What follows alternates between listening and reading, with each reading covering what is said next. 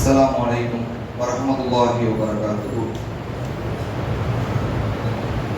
إن الحمد لله نحمده ونستعينه ونستغفره ونعوذ بالله من شرور أنفسنا ومن سيئات أعمالنا. من يهده الله فلا مضل له ومن يضلل فلا هادي له. أشهد أن لا إله إلا الله وأن محمدا عبده ورسوله. أما بعد. எல்லாம் அல்ல ஏக இறைவனின் நல்லடியார்களே, புனிதமிக்க ரமலானுடைய மாதத்திலே 5 நோன்புகளை நோற்றுவிட்டு 6வது நோன்பிற்கு தயாராகக்கூடிய வகையிலே இரவு தொழுகையில் முதல் 4 ரக்காத்துகளை முடித்து அல்லாஹ்விடத்தில் நன்மை எதிர்நோக்கியவர்களாக இந்த மார்க்க சொற்பொழிவை கேட்பதற்காக நாம் எல்லாம் இங்கு ஒன்று கூடியிருக்கிறோம்.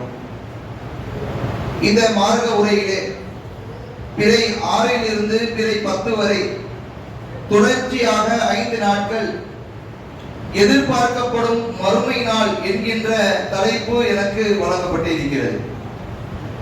மறுமை நாள் என்றால் அதை அனைத்து முஸ்லிம்களும் நம்பக்கூடியவர்களாக இருக்கிறோம். இந்த உலகம் ஒரு நாள் அழிக்கப்படும், மறுமையில் நாம் எழுப்பப்படுவோம், அங்கு விசாரணை நடக்கப்படும், சொர்க்கம் நரகம் வழங்கப்படும் என்கின்ற நம்பிக்கை உடையவர்களாகத்தான் நாம் எல்லாம் ஒவ்வொருவரும் வாழ்ந்து கொண்டு இருக்கிறோம். இந்த நம்பிக்கையை பொறுத்தவரை முழுமையாக ஒருவர் நம்பாவிட்டால் அவர்களால் ஈமான் கொண்டவராக ஆக முடியாது. அல்லாஹ்வுடைய தூதர் நபிகள் நாயகம் ஸல்லல்லாஹு அலைஹி வஸல்லம் அவர்கள் எதையெல்லாம் முழுமையாக ஈமான் கொள்ள வேண்டும் என்பதை பற்றி சொல்லும் பொழுது அன்துமினு பில்லாஹி, அல்லாஹ்வை நீங்கள் நம்ப வேண்டும், வ மலாயிகத்திஹி, மலக்குமார்களை நம்ப வேண்டும், வ குதுபிஹி, வேதங்களை நம்ப வேண்டும், வ ருசுலிஹி, இறை தூதர்களை நம்ப வேண்டும், வல் யௌமில் ஆகிரி, மறுமை நாளை நம்ப வேண்டும், வ துமினு பில் கத்ரி கைர வ ஷர்ரி, நன்மை தீமைகள் யாவும் அல்லாஹ்வுடைய நாட்டப்படிதான் நடக்கிறது என்கின்ற விதியை நம்ப வேண்டும் என்ற இந்த 6 அம்சத்தை அல்லாஹ்வுடைய தூதர் முழுமையாக ஒரு முஸ்லிம் இதை அனைத்தையுமே நம்ப வேண்டும் என்று சொல்லி காட்டுறார். அவ இப்படிப்பட்ட இந்த 6 நம்பிக்கையில ஒரு நம்பிக்கையாகத்தான் மறுமை என்கின்ற ஒரு நம்பிக்கை இருக்கிறது. அவ இந்த நம்பிக்கையை பொறுத்தவரை இன்றைக்கு நாம் அனைவரும் நம்பக்கூடியவர்களாக இருந்தாலும் அதை முழுமையாக நம்புகிறோமா என்று கேட்டால் அது வரும் என்கின்ற நம்பிக்கையோடு நாம் நிறுத்தி விடுகிறோமே தவிர அது நம்மை அடைந்து விட்டால் நாம் என்ன செய்வோம் என்கின்ற அச்சம் இல்லாதவர்களாக பெரும்பான்மையான மக்கள் வாழ்ந்து கொண்டிருக்கிறார்கள். இன்றைக்கு முஸ்லிம்களின் பெரும்பான்மையான மக்கள் நல்லவராக வாழ்கிறோம். அதற்கு மிக முக்கியமான ஒரு காரணமும் மறுமை நம்பிக்கையாகத்தான் இருக்கு. இன்னைக்கு 4 ரக்காத் இரவு தொழுகை தொழுது விட்டு மார்க்க சொற்பொழிவை கேட்பதற்காக நாம் அமர்ந்திருக்கிறோம். இதற்கான ஒரே நோக்கம் நாளை மறுமையில் நமக்கு நன்மை கிடைக்க வேண்டும் என்பதற்காகத்தான், வேற எந்த ஒரு நோக்கமும் கிடையாது. அப்ப நம்ம இன்றைக்கு வட்டிக்கு வாங்காம இருக்கிறோம், வரதட்சணை வாங்காம இருக்கிறோம், பிறரை ஏமாற்றாம இருக்கிறோம், தாய் தந்தையை பார்த்துக் கொள்கிறோம், இது போன்ற நல்ல காரியங்களில் நாம் ஈடுபடுகிறோம். ஆனால் மறுமை என்கின்ற அந்த நம்பிக்கையை கொண்டுதான் இன்றைக்கு நாம் எல்லாம் நல்லவராக வாழ்வதற்கு ஒரு வழிவகையாக இருக்கிறது. அப்ப இப்படிப்பட்ட இந்த மறுமையை பொறுத்தவரை அது எப்பொழுது வரும் என்பதில் ஒவ்வொருவரும் ஒவ்வொரு விதமான கருத்துக்களை சொல்லிக் கொண்டிருக்கிறார். உலக அழிவு எப்ப வரும் என்பதை பற்றி மக்கள் மத்தியிலே கேட்டால் பலரும் பலவிதமான கருத்து. குறிப்பாக சொல்ல வேண்டுமானால் 2011 மாயான் காலண்டர் என்கின்ற ஒன்று இருந்தது. அந்த மாயான் காலண்டர்ல டிசம்பர் 21 உலக அழிஞ்சிரும்னு போடப்பட்ட காரணத்தினால இதை நிறைய மக்கள் நம்பிக்கொண்டு இருந்தார்கள். முஸ்லிம்கள் அவ்வளவு நம்பல, முஸ்லிம் அல்லாதவர்கள் பெரும்பான்மையான மக்கள் 2011 டிசம்பர் 21 உலக அழிஞ்சு நம்பினாங்க. அதிலும் ஒரு சிலர் என்ன பண்ணாங்க, தன்னை இருந்த சொத்து பத்தி எல்லாம் வித்து அதை காசாக்கி அதை இருக்கிற காலத்துல சந்தோஷமா அனுபவிச்சுட்டு போயிருன்னு சொல்லி உலக அழிஞ்சிரும் நம்பிக்கையில இப்படி எல்லாம் செலவு செஞ்ச மக்கள் இருந்தாங்க. ஆனா அதை கடந்து போய் ஏறத்தாழ 14 வருடங்கள் கடந்துட்டோம். 2025 இருக்கிறோம். ஆனா அந்த உலக அழிவு அந்த காலத்துல போட்ட மாதிரி இருந்துச்சா என்று கேட்டால் இல்ல. முஸ்லிம்கள் ஒரு குரூப் இருக்கு, அவங்க என்ன சொல்றாங்க, ஹிஜ்ரி 1500 உலக அழிஞ்சிரும் சொல்லிட்டு வராங்க. இது ஹிஜ்ரி 1446. இன்னொரு 54 வருஷத்துல உலக அழிஞ்சிரும் என்று நம்மள சில மக்களும் சொல்லிக் இருக்கிறான். அவன் உலக அழிவை பொறுத்தவரை அது கண்டிப்பாக நிகழக்கூடிய ஒன்றுதான். அது எப்போது நடக்கும் என்பது யாருக்காவது தெரியுமா என்று கேட்டால் அல்லாஹ் பல இடங்களில் இந்த மறுமை நாள் எப்போது வரும் என்கின்றதை பற்றி நமக்கு சொல்லி காட்டுகிறார். அதில் 7வது அத்தியாயம் 187வது வசனத்திலே சொல்லி காட்டுகிறார், நபியே உலக அழிவு எப்பொழுது வரும் என்று உம்மிடத்தில் கேட்கின்றனர். குல் இன்னமா இஸ்முஹா இந்த ரப்பி, அதனுடைய அறிவு அல்லாஹ்விடத்தில் மாத்திரம்தான் இருக்கிறது என்று நீங்கள் சொல்லுங்கள் என்று அல்லாஹ் நபிக்கு கட்டளையிடுறார். இறை தூதருக்கே தெரியாதுங்கிறார். அதே போல 79வது அத்தியாயம் 43, 44, 45 வசனங்கள்ல அல்லாஹ் சொல்லும் பொழுது ஃபீமா அன்த மின் திக்ராஹா, அதை பற்றிய அறிவு உமக்கு என்ன இருக்கிறது? நபியை பார்த்து சொல்றான், அதை பற்றி உங்களுக்கு என்ன தெரியும்? இலா ரப்பிக்க முன்தாஹா, உமது இறைவனிடமே அதனுடைய முடிவு இருக்கிறது.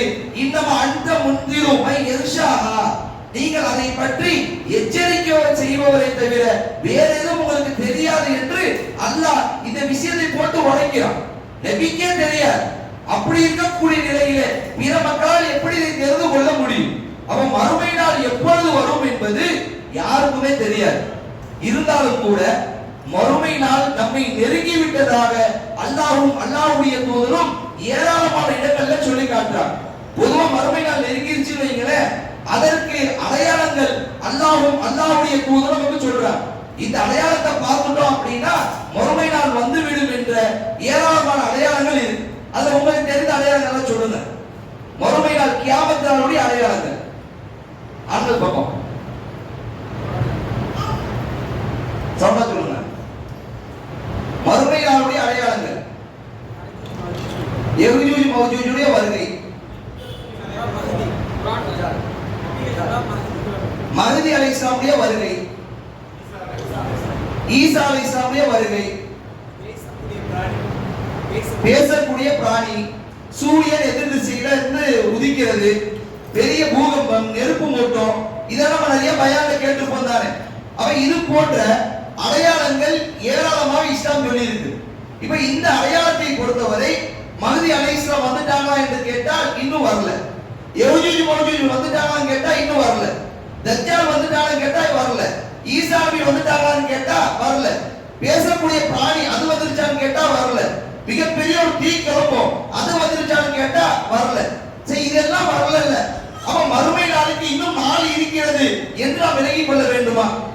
இன்னும் இது ரசூலுல்லாஹ் சொன்ன பெரிய அடையாளங்கள் என்று நாம் கருதக்கூடிய ஒன்றுமே இன்றைக்கு நடக்கல. அவன் நடக்கல அப்படிங்கும் பொழுது அல்லாஹ்வும் அல்லாஹ்வுடைய தூதரும் மறுமை நாள் நெருங்கி விட்டது என்று சொல்லி காட்டுறான். அவன் எதை கொண்டு மார்க்கம் நமக்கு சொல்லுது அப்படின்னா, நாம் தெரிந்து வைத்திருக்கக்கூடிய இந்த அடையாளங்களை விட இன்னும் ஏராளமான அடையாளங்களை மார்க்கம் நமக்கு சொல்லி இருக்கு. அந்த அடையாளங்களை இன்றைக்கு நாம் அடைந்தும் கூட அதை நாம் தவறு என்று உணராமல் பல அடையாளங்களை சர்வ சாதாரணமாக கடந்து போய்கொண்டே இருக்கிறோம். இன்னும் சொல்ல போனா பெரிய அடையாளம் என்று சொல்லக்கூடிய 2 அடையாளங்கள் அல்லாஹ்வுடைய தூதர் காலத்தில் நடந்துருச்சு. அது யாருக்கா தெரியுமா? 2 அடையாளம் ரசூலுல்லாஹ்வுடைய காலத்திலேயே நடந்து முடிந்த 2 அடையாளம் யாருக்கு தெரியும்?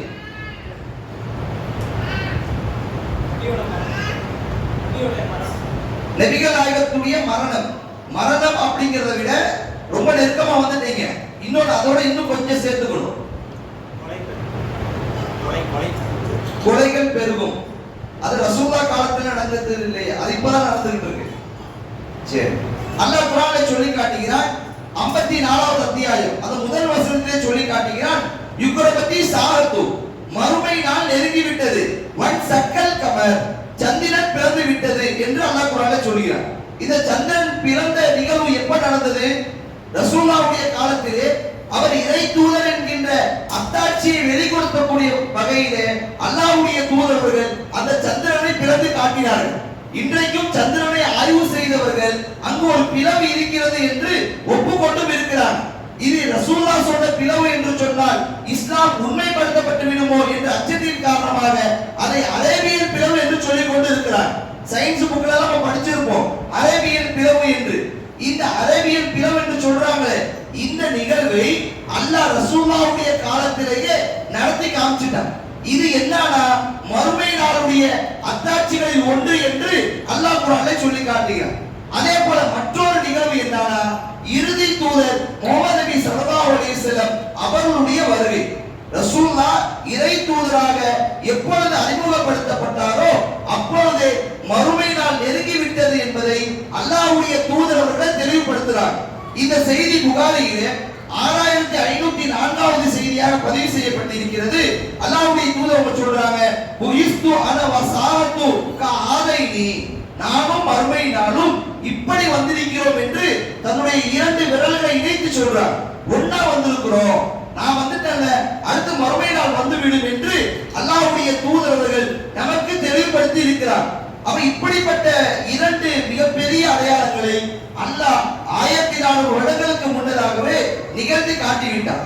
இப்ப நமக்கு ஒரு கேள்வி வரும், அல்லாஹ் மறுமை நாள் நெருங்கி விட்டது என்று சொல்லி ஏறத்தாழ 1450 வருடங்களுக்கு மேல கடந்துட்டோம், இன்னும் மறுமை நாள் வராம இருக்கு. அல்லாஹ் எப்ப சொன்னது? வந்துருச்சு அப்படின்னா இந்நேரம் வந்திருக்கணும் தானே என்ற சில கேள்வி கூட சில மக்களுக்கு எழும். நாம் என்ன கணக்கிட வேண்டுமையானால், நம்ம கணக்கு பண்ற மாதிரி நாட்களையோ வாரங்களையோ மாதங்களையோ வருடங்களையோ அல்லாஹ் கணக்கு பண்ணுவான் அப்படின்னு நினைக்க கூடாது. அல்லாஹ் குர்ஆனிலே 22வது அத்தியாயம் 47வது வசனத்தில் சொல்லி காட்டுகிறார், வ இன்ன யௌமன் இந்த ரப்பிக க அல்ஃபி சனத்தன் மிம்மா தஹுது, நீங்கள் கணக்கிடக்கூடிய ஒரு நாள் என்பது என்னுடைய பார்வையில் எப்படி தெரியுமா? நீங்க கணக்கிடுறீங்க ஒவ்வொரு நாள், உங்களுடைய பார்வையிலே 1000 வருடம் என்பது என்னுடைய பார்வையிலே ஒரு நாளைக்கு சமம் என்று அல்லாஹ் சொல்றான். நம்ம 1000 வருஷம் சொல்றோம்ல, இந்த 1000 வருஷம்ங்கிறது அல்லாஹ்வுடைய பார்வையிலே ஒரு நாளைக்கு சமம். அப்ப அல்லாஹ் 1400 வருடங்களுக்கு முன்னதாக மறுமை நாள் நெருங்கி விட்டது என்று சொல்றான் அப்படின்னா, அப்ப அல்லாஹ் சொல்லி எத்தனை நாள் ஆயிருக்கு நம்ம கணக்குப்படி? எத்தனை நாள் சொல்லுங்க? நிறைய காலேஜ் பசங்களா இருப்பீங்க, 1 நாள், அது முழுசா முடியல, 1 நாள் இப்ப நெருங்க போகுது. அல்லாஹ் சொல்லி 1 நாள் தான் நெருங்க போகுது. அப்ப சரி 1 நாள் தான் நெருங்க போகுது, இன்னும் நாட்கள் இருக்கிறது என்று நம்ம கணக்கிட்டு கொள்ளலாமான்னு கேட்டா அது எப்ப வேணாலும் நடக்கும். அல்லாஹ் சொல்லிட்டா மறுமை நாள் நெருங்கிருச்சுக்கிட்டா சொல்லி 1 நாள் ஆயிருச்சு, இன்னும் கொஞ்ச நாள்ல இந்த மறுமை நாள் வந்தாலும் வரலாம். ஏன்னா அல்லாஹ்வுடைய தூதர் அவர்கள் புகாரியிலே 6506வது செய்தியாக நமக்கு சொல்றாங்க, மறுமை நாள் என்பது மனிதர்களிடத்திலே எப்படி வேகமாக வருமையானால், இருவர் பேசிக் கொண்டு இருப்பார். ஒருத்தர் வியாபாரம் பண்ணுவார், ஒருத்தர் வியாபாரத்தை துணிமணியை வாங்குவார். அந்த வியாபாரம் செய்பவர் தன்னுடைய துணிகளை விரித்து காட்டி மடக்கி இருக்க மாட்டார், விரிச்சு காட்டி இருப்பாரு, அதை மடக்கி இருக்க மாட்டாரு, அதுக்குள்ள மறுமை நாள் வந்துருக்கிறார். அதே போல இன்னொரு இடத்துல அல்லாஹ்வுடைய தூதர் அவங்க சொல்லி காட்டுறாங்க, ஒட்டகத்திலே ஒருவர் பாலை கறந்து இருப்பார், அந்த பாலை எடுத்துக்கொண்டு வீட்டிற்கு சென்றிருக்க மாட்டாரு, அதுக்குள்ள மறுமை நாள் வந்துருக்கிறார். ஒருவர் கிணறை தோண்டி அப்பொழுதுதான் கற்களை வைத்து அந்த கிணறை அடைத்திருப்பார், அந்த கிணற்றில் இருந்து தண்ணீர் ஊற்று கூட வந்திருக்காது, அதுக்குள்ள உங்களுக்கு மறுமை நாள் வந்துருக்கிறார். இன்னும் சொல்ல போனா உங்களுடைய தட்டுல உணவை கையில எடுத்து வாய்க்கு அருகாமையில கொண்டு போயிருப்பீங்க, அதுக்குள்ள மறுமை நாள் வந்துருக்கிறார். மறுமை நாளை பொறுத்தவரை அது திடீரென்று நிகழக்கூடிய ஒரு நிகழ்வு என்பதை அல்லாஹ்வுடைய தூதர் நமக்கு சொல்லி இருக்கிறாங்க. அப்ப இப்படிப்பட்ட இந்த நிகழ்வுகளை பொறுத்தவரை நாம் உடனே அடைந்து விட்டோமேயானால் நம்மால் இறையச்சம் பெற முடியாது என்ற ஒரு காரணத்திற்காக அல்லாஹ்வும் அல்லாஹ்வுடைய தூதர் அவர்களும் பெரிய அடையாளம் என்று நாம் சொல்லக்கூடிய அந்த சூரியன் எதிர் திசையிலிருந்து உதிக்கிறது, தஜ்ஜால் வருகை, யஜூஜ் மஜூஜ் வருகை, இந்த நிகழ்வுகள் நடப்பதற்கு முன்னதாக பல ஏராளமான அடையாளங்களை நமக்கு சொல்லிக் கொடுத்திருக்கிறார். அப்ப இப்படிப்பட்ட அடையாளங்களை நாம் சந்தித்தோமேயானால் நாம் இறையச்சம் பெறணும். மார்க்கம் என்னென்ன அடையாளம் எல்லாம் மறுமை நாளைக்கு முன்னாடி நிகழும் என்று சொன்னதோ அந்த அடையாளத்தை நாம் அடைந்து கொண்டோமேயானால் நாம் அல்லாஹ்விடத்திலே பாவமன்னிப்பு தேடக்கூடியவர்களாக இருக்க வேண்டும் என்பதற்காகத்தான் பல அடையாளங்களை மார்க்கம் நமக்கு சொல்லியிருக்கு.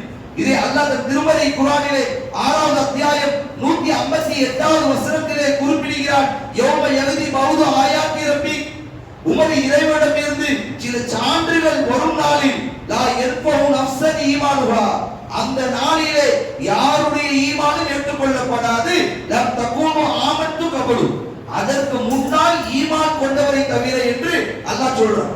திடீர்னு பெரிய அடையாளம் வந்துருச்சு வைங்க, தஜ்ஜால் இறங்கிட்டான் வைங்க, யௌஜூஜ் மௌஜூஜ் வந்துருச்சுன்னு வைங்க, அந்த நேரத்துல இறைவா உன்னைத்தான் வணங்குறேன், நான் உனக்கு தொழுகிறேன், உனக்காக தர்மம் செய்கிறேன் என்று எந்த நற்காரியத்தை செஞ்சாலும் அல்லாஹ் அப்ப ஏத்துக்க மாட்டான். எப்ப ஏத்துக்குவானா, இந்த நிகழ்வுகள் நடக்கிறதுக்கு முன்னாடி நாம் ஈமான் கொண்டிருந்தால் நம்மளுடைய நம்பிக்கைக்கு அல்லாஹ் பிரதிபலன் வழங்குவான். அந்த பெரிய அடையாளங்களை பார்த்துவிட்டு நாம் ஈமான் கொண்டோமையானால் நமக்கு எந்த ஒரு நல்ல ஒரு விஷயமும் கிடைக்காது என்று மார்க்கம் நமக்கு சொல்லி காட்டு. அப்ப அந்த அடிப்படையிலே மார்க்கம் சொன்ன பல அடையாளங்களை இன்றைக்கு நம்முடைய வாழ்க்கையிலே சர்வ சாதாரணமாக கடந்து கொண்டிருக்கிறோம். அப்படிப்பட்ட அடையாளத்தை தான் தொடர்ச்சியாக இந்த 5 தினத்திலே நாம் பார்க்க இருக்கிறோம். பெரிய அடையாளத்தை பற்றி பல பயான்ல கேட்டிருப்போம், அது எல்லாத்துக்குமே தெரியும்.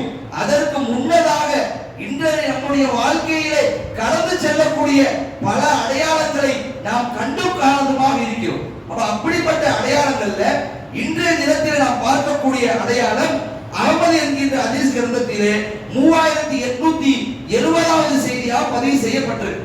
இந்த நபிமொழியில் இருந்து இந்த செய்தி நமக்கு எது சொல்றது அப்படின்னா, குறிப்பிட்டு சலாம் சொல்லக்கூடிய வழக்கத்தை மறுமை நாளுடைய அடையாளம் என்று மார்க்கம் நமக்கு தெளிவுபடுத்துது. பொதுவா இந்த சலாம் சொல்றதை பொறுத்த வரைக்கும் ஒரு 10 பேர் இருப்பாங்க, அது நமக்கு ஒரு ஆள் தான் தெரியும், அவங்களுக்கு மாத்திரமே சலாம் சொல்லிட்டு போவோம். இன்னைக்கு சர்வ சாதாரணமாக குறிப்பிட்டு சலாம் சொல்லக்கூடிய வழக்கம் என்பது நடந்து கொண்டு இருக்கிறது. இந்த நிகழ்வை மறுமை நாளுக்கு அல்லாஹ்வுடைய தூதர் முன்னதாக நடக்கும் என்று சொல்லி காட்டுறார். இந்த அகமது என்கிற ஹதீஸ் கிரந்தத்திலே அப்துல்லா பின் மசூத் ரலியல்லாஹு அவர்களை பற்றி இந்த சம்பவம் வருது. பள்ளியில மக்கள் எல்லாம் உட்கார்ந்து இருக்கிறாங்க, அப்துல்லா பின் மசூத் ரலியல்லாஹு அவர்களும் இருக்கிறாங்க. உள்ள பள்ளிவாசலுக்கு வந்த ஒரு மனிதர் அப்துல்லா பின் மசூத் ரலியல்லாஹு அவர்களை பார்த்து சொல்றாங்க, யா அப்துல்லா மசூத், அஸ்ஸலாமு அலைக்கும். மசூதே, உங்களுக்கு சலாம் உண்டாகட்டும்ங்கறார். இதை கேட்ட உடனே அப்துல்லா பின் மசூத் ரலியல்லாஹு அவர்கள் சொல்றாங்க, ஸதகல்லாஹு வ ரசூலு, அல்லாஹ்வும் அல்லாஹ்வுடைய தூதரும் உண்மையே சொன்னாருங்கறார். மக்களுக்கு எல்லாம் குழப்பம், என்னடா இது, ஒரு சலாம் சொல்றாரு, சலாம் சொன்னா வலைக்கும் அஸ்ஸலாம் என்று சொல்வதை விட்டு அல்லாஹ்வும் அல்லாஹ்வுடைய தூதரும் உண்மையே சொன்னார் என்று சொல்றாரு என்று சொல்லி மக்கள் எல்லாம் குழம்பி போய் அந்த தாரிக் என்கின்ற ஒரு நபித்தோழர் அப்துல்லா பின் மசூதை கேட்கிறாங்க, ஏன் இப்படி சொல்றீங்க, அவர் உங்களுக்கு சலாம் சொன்னா நீங்க பதில் சலாம் சொல்ல வேண்டியதானே என்று கேட்கும் பொழுது அப்பொழுது அப்துல்லா பின் மசூத் ரலியல்லாஹு அவர்கள் சொல்றாங்க, அல்லாஹ்வுடைய தூதர்கள் சொன்னார்கள், இந்த பைனஸ் எதி சாரத்து, மறுமை நாள் வருவதற்கு முன்னால் தஸ்லீமு காசா, குறிப்பிட்டு சலாம் சொல்லக்கூடிய வழக்கம் அதிகரிக்கும் என்று சொன்னார்கள். இப்போ இவர் எனக்கு மாத்திரம் சலாம் சொன்னார், இவர் சொன்ன சலாம் என்பது அல்லாஹ்வுடைய தூதர்கள் நமக்கு செய்த முன்னறிவிப்பை இவர் உண்மைப்படுத்தக்கூடிய வகையிலே சலாம் சொல்ற மாதிரி இருந்துச்சு. அதனால தான் அல்லாஹ்வும் அல்லாஹ்வுடைய தூதரும் உண்மையே சொன்னார் என்று நான் சொன்னேன் என்று அப்துல்லா பின் மசூத் ரலியல்லாஹு அவர்கள் சொல்லி காட்டுறார். அப்ப இது போன்ற நிகழ்வு பொறுத்தவரை இன்றைய நிலை என்னவாக இருக்கு, நமக்கு சலாம் சொல்றதை பொறுத்தவரை நன்மை எதிர்நோக்கி சலாம் சொல்லும்படி மார்க்கம் சொல்லுது. எந்த அளவுக்கு, ஒருவர் முழுமையாக சலாம் சொன்னார், அஸ்ஸலாமு அலைக்கும் வரஹ்மத்துல்லாஹி வபரகாத்துஹு என்று சொன்னால் அவர்களுக்கு 30 நன்மை, அஸ்ஸலாமு அலைக்கும் வரஹ்மத்துல்லாஹி என்று சொன்னால் அவருக்கு 20 நன்மை, அஸ்ஸலாமு அலைக்கும் என்று மட்டும் சொன்னால் அவருக்கு 10 நன்மை. இது நம்ம அனைவருக்குமே தெரியும். இன்றைக்கு நம்மில் ஒவ்வொருவர்களும் நன்மை எதிர்நோக்கி சலாம் சொல்லிக் கொண்டு இருக்கிறோமா? இன்றைக்கு நம்ம பெரும்பான்மையான மக்கள் நம்முடைய வெறுப்பு விருப்பை காட்டுவதிலே சலாத்தை முன்னிறுத்துகிறோம். நமக்கு பாசமான ஒருத்தர், ரொம்ப நேசத்திற்குரியவர் நம்ம பார்த்துட்டோம் அப்படின்னா உடனே அந்த சலாம்ங்கிறது முழுசா வரும். அஸ்ஸலாமு அலைக்கும் வரஹ்மத்துல்லாஹி வபரகாத்துஹு, என்ன நல்லா இருக்கீங்களா என்று ரொம்ப ஃபுல் சலாம சொல்லி சொல்லுவோம். அதே சமயத்துல நமக்கு வேண்டாதவங்க, நமக்கு பிடிக்காதவங்க பார்த்தா அஸ்ஸலாமு அலைக்கும் அப்படின்னு சொல்லி மூஞ்சி சுளிச்சிட்டு போயிடும். அப்ப சலாத்தை பொறுத்த வரைக்கும் இன்றைக்கு நன்மை எதிர்நோக்கி சொல்லக்கூடிய மக்கள் என்பது மிக மிக குறைவாக இருக்கிறார். இன்னும் சொல்ல போனா நாம் செய்யக்கூடிய இந்த சலாத்துடைய வழிமுறை இருக்குல்ல, இது நாளை மறுமையில நம்மை சொர்க்கத்திற்கு கொண்டு போய் சேர்க்கக்கூடிய மிக சிறந்த ஒரு அமலாக இருக்கு. அல்லாஹ்வுடைய தூதர்கள் சொல்லக்கூடிய செய்தி முஸ்லிம்ல 203வது செய்தியாக பதிவு செய்யப்பட்டிருக்கிறது. நான் தகூலுன ஜன்னத்தை அத்தா துமினு, ஈமான் கொள்ளாதவரை யாராலும் சொர்க்கம் செல்ல முடியாது. அடுத்த ரசூலுல்லாஹ் சொல்றாங்க, வலா துமினு அத்தா தஹாபு, ஒருவருக்கு ஒருவரை நேசிக்காதவரை உங்களால் ஈமான் கொள்ள முடியாது. உங்களுக்குள் நேசம் உண்டாக வேண்டுமேயானால் அப்சு சலாம், நீங்கள் சலாத்தை பரப்புங்கள் என்று சொர்க்கத்திற்கு செல்லக்கூடிய ஒரு வழிமுறையை சொன்னா கற்றுக் கொடுக்கிறார். ஒருவருக்கொருவர் நீங்கள் ஈமான் கொள்ளாதவரை உங்களால் சொர்க்கத்துக்கு போக முடியாது. நீங்க ஈமான் கொள்ளணும்னா ஒருவருக்கொருவர் நேசிச்சு கொள்ள வேண்டும். ஒருவருக்கொருவர் நேசம் உண்டாகணும்னா ஒருவருக்கொருவர் சலாம் சொல்லி கொள்ள வேண்டும். சலாம் சொன்னாதான் உங்களுக்கு நேசம் வரும். நேசம் வந்தால்தான் ஈமான் வரும். ஈமான் வந்தால்தான் சொர்க்கம் செல்ல முடியும் என்று சலாத்தை அல்லாஹ்வுடைய தூதர் அவர்கள் இந்த அளவிற்கு நமக்கு வலியுறுத்தி சொல்லி காட்டுறாங்க. அப்ப இந்த சலாமை பொறுத்தவரை நன்மை எதிர்நோக்கி சலாத்தை பரப்பக்கூடியவராக இருக்க வேண்டும். அதை விட்டுவிட்டு நம்முடைய வெறுப்பு இருப்பை காட்டுவதற்காக குறிப்பிட்டு சலாம் சொல்லக்கூடிய நிலையை நாம் செய்து கொண்டு இருந்தோம் அப்படின்னா இது என்பது நம்முடைய நன்மையும் குறைக்கும். கூடுதலாக அல்லாஹ்வுடைய தூதர்கள் மறுமை நாளுடைய நிகழ்வுடைய அடையாளங்களை ஒன்றாக குறிப்பிட்டு சலாம் சொல்லக்கூடியதை அல்லாஹ்வுடைய தூதர் நமக்கு சொல்லி காட்டுறாங்க. அப்ப இந்த செய்தியை அந்த அகமது என்கின்ற நபி மொழியிலே அல்லாஹ்வுடைய சொல்றாங்க. அதை தொடர்ந்து இன்னொரு அடையாளமும் சொல்றாங்க. இன்ஷா அல்லாஹ் அந்த அடையாளத்தை நாளை தினத்தில் பார்ப்போம். வாஹ்ரத்துவான் அல்ஹம்துலில்லாஹி ரப்பில் ஆலமீன். அஸ்ஸலாமு அலைக்கும் வரஹ்மத்துல்லாஹி வபரகாத்துஹு.